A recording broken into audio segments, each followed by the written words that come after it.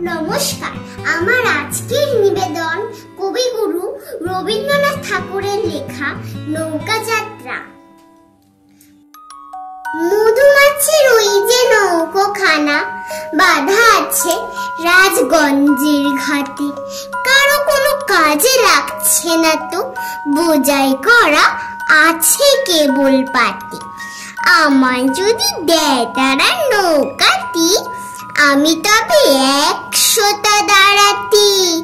পাল তুলে দি 4টে 5টা 6টা, মিথ্যে ঘুরে বেড়াই না গো হাতে। আমি কেবল চাই একটিবার 7 সমুদ্র 13 নদীর পার।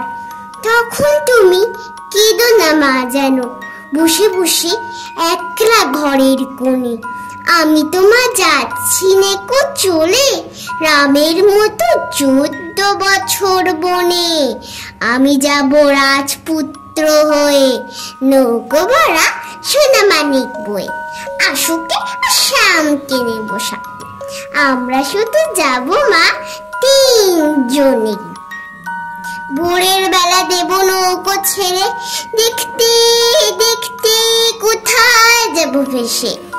দুপুর বেলা তুমি পুকুর ঘাটে, আমরা তখন নতুন রাজার দেশে।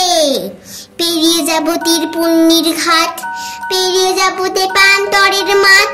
ফিরে আসতে সন্ধে হয়ে যাবে, গল্প বলবো তোমার কোলে এসে। আমি কেবল চাই একটিবার 7 সমুদ্র 13 নদীর পার। ধন্যবাদ।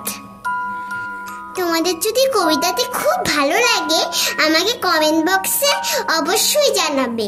বাই বাই, তোমরা খুব ভালো থেকো।